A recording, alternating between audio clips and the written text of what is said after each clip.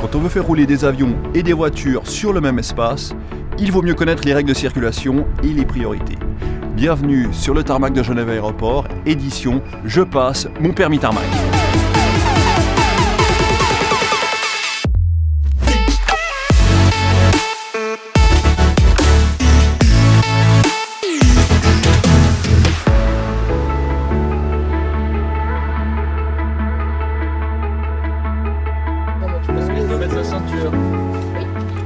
T'as pas de truc jaune. Donc aujourd'hui, le but c'est d'aller s'entraîner à conduire sur le tarmac. Étant donné que sauf erreur, tu as eu ton permis provisoire grâce à la théorie où tu as eu 0 faute d'ailleurs. Absolument. Tu sais en quelle année elle a été construite, le tour de contrôle côte 1952. 1985. Est-ce qu'on va arriver quelque part? Il y a la truc des sorties des ambulances. Voilà, c'est juste là. Sortie des ambulances. Ça s'appelle Rapido dans le jargon. Je vais où là? Donc sur ta gauche, tu as le satellite 10, sur ta droite, tu as le satellite 20, et devant toi, tu as... C'est bon, là on est rentré sur le tarmac. Il faut mettre les trucs, non? Non, pas du tout. Pas du tout. Tu risques de croiser des avions. Donc, tu regardes À droite, à gauche, devant, devant, il n'y a rien. il n'y a rien. On est d'accord? D'accord. Si tu fais attention à ce qu'aucun avion ne recule en position 1, 2, 3. Tu y vas, vas-y là, il faut que tu roules quand même parce que tu es vraiment sur les lignes. Donc, Pourquoi lui oui, parce qu'ils n'ont pas compris. Tu t'arrêtes à ton céder le passage. Qu'est-ce que tu vois? Ok, lui il avance et on sait pas trop où il va, mais il est devant, il a la priorité. Ouais. Est-ce que là je peux le klaxonner éventuellement?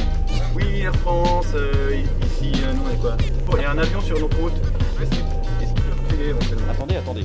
En fait, ça c'est une blague. Il y a bien des radios dans les voitures, mais elles ne peuvent pas parler aux avions. On utilise la radio pour parler avec la tour, et seule la tour peut parler avec les avions. Alors on reprend où on en était.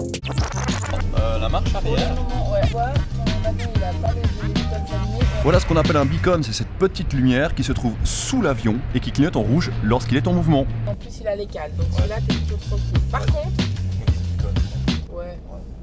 Alors, Là, il est sur le linéaire. Combien tu laisses de marge entre toi et l'avion? 2 distances d'avion et demi. Voilà. Le jet blast, c'est ce souffle produit par les réacteurs. Et on essaie toujours de laisser une certaine distance entre l'avion et le véhicule qui le suit pour éviter justement d'être propulsé comme Là, on y va. Il y a Là, personne. là tu salut. crains pas les avions qui sont là. Tu vas surtout prendre des avions s'il y en a qui sont ici. Ok. Position 19 à 15. Là, c'est les positions 60 normalement.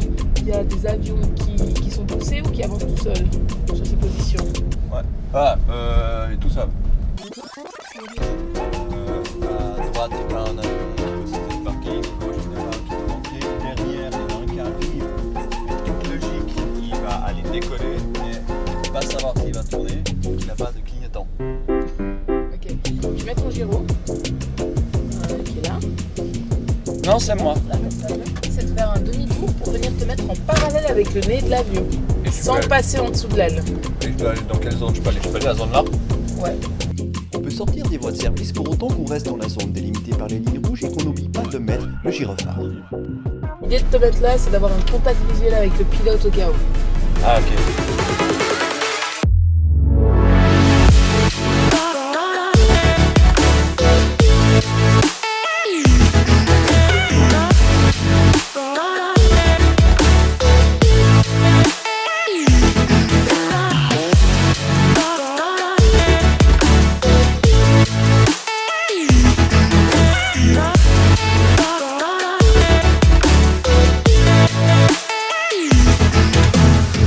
On se retrouve 2 ans après le tournage de ces images. Vous avez compris, des centaines de véhicules peuvent circuler sur le tarmac en même temps que les avions. L'enjeu évidemment, c'est d'éviter tout croisement inopiné. Et toutes les personnes qui conduisent des véhicules ici ont dû passer ce fameux permis. Si vous avez des questions ou des suggestions pour les prochaines vidéos, posez-les nous en commentaire. Allez, à bientôt.